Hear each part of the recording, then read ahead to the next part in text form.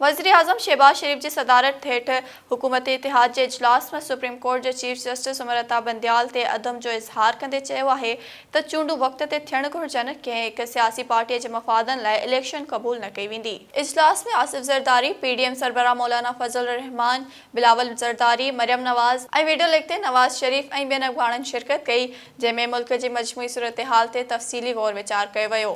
इजलास में मुतालबो कयो वियो त सॼे मुल्क में हिक ई ॾींहुं चूंडू थियण घुरिजनि जेके गैर जानिबदार ऐं शफ़ाफ़ हुजनि। मुल्क खां मुंहुं मोड़ण जो मक़सद मुल्क के सियासी बहरान पैदा करण आहे, जॾहिं त मुल्क जी ही सूरत हाल मुआशी मफ़ादनि ते आपघाती हमले जे बराबर आहे।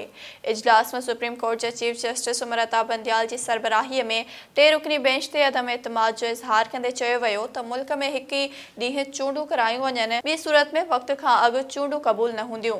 अॻवाननि चयो त बदकिस्मतीअ सां हिक इंतज़ामी मामले खे सियासी ऐं आईनी बहरान बणायो वियो आहे। कंहिं हिक पार्टीअ जे दबाव तहत समूरे मुल्क जो मुस्तक़बिल बहरान पैदा कंदड़नि खे क़बूल न कयो वेंदो। उन हवाले सां मुआशी सिक्योरिटी आइन ऐं कानून खे नज़रअंदाज करण रियासती मफ़ादनि ख़िलाफ़ हूंदो। ख़ासि मक़सद ऐं पार्टीअ खे रिलीफ ॾियण सियासी एजेंडा ॾिसण में अची रहियो आहे। इहो अमल इलेक्शन कमीशन जे इख़्तियारनि जे बि ख़िलाफ़ आहे।